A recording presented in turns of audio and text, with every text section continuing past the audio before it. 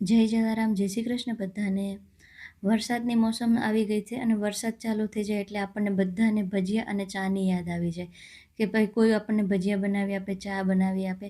પછી આપણને એવું થાય કે આપણે બજારમાં જઈને ખાઈ લઈએ, પણ એવું બી થાય કે વરસાદમાં ક્યાં બજારમાં જવું ખાલી ખોટું અને બહારનું આપણે ખાઈએ. તો આટલું વિચારશો ને ત્યાં 10 મિનિટમાં તમારા છે ને ઘરે ફટાફટ બટેકા અને ડુંગળીના ભજીયા બનીને તૈયાર થઈ જશે. આ બનવામાં બિલકુલ ટાઈમ નથી લાગતો અને ઘરના ભજીયા બિલકુલ તમને બજાર જેવા જ લાગશે. એકવાર આવી રીતે બનાવી લીધા ને તો તમે બજારના ભજીયા નહીં ખાઓ.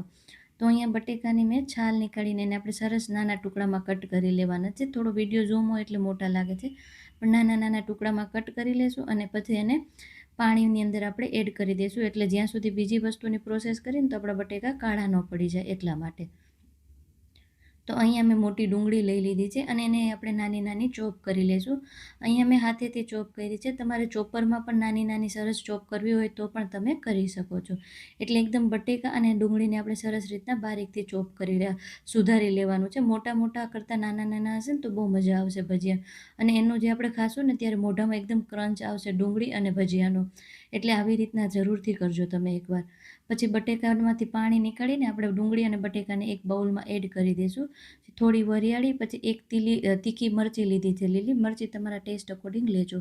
અને આખા વાટેલા ધાણા આવે છે એ મેં વાટીને લીધા છે અને હાથેથી અજમો ક્રશ કરી લેશું. આ મસાલા છે ને વરિયાળી, આખા ધાણા, અજમો આ જરૂરથી નાખજો. બિલકુલ બજારમાં આપણે ભજીયા મળે ને એવા જ તમને ટેસ્ટ લાગશે. પછી ટેસ્ટ અકોર્ડિંગ મીઠું, ચાટ મસાલો, લાલ મરચું, હળદર પાવડર, ધાણા જીરું પાવડર અને પછી થોડી હિંગ એડ કરશું આપણે. અને અહીંયા મેં 5 થી 6 ચમચી જેટલો બેસન બાઇન્ડિંગ માટે લીધો છે. એ તમારા અકોર્ડિંગ વધારે ઓછો કરી શકો છો, કારણ કે બટેકા ડુંગળીની જે રીતના ક્વોન્ટિટી હોય એ ઉપર ડિપેન્ડ છે એટલા માટે ફ્રેન્ડ્સ. અને પછી થોડોક 1 પિંચ જેટલો મેં બેકિંગ સોડા એડ કર્યો છે. તમારે ના કરવો હોય તો સ્કીપ કરી શકો છો. અને 1 ચમચી મેં ગરમ તેલ નાખ્યું છે. એનાથી આપણા ભજીયા એકદમ સોફ્ટ બનશે એટલા માટે. એટલે તેલ જરૂરથી એડ કરજો અને થોડું પાણી નાખીને આપણે બાઇન્ડિંગ આપી દઈશું લોટને. જો આવી કન્સિસ્ટન્સી રાખવાની છે. જોયું ફ્રેન્ડ્સ, બિલકુલ બનવામાં ટાઈમ નથી લાગતો, ખાલી ચોપિંગનો જ ટાઈમ લાગે છે, બાકી ભજીયા તરત જ બની જાય છે.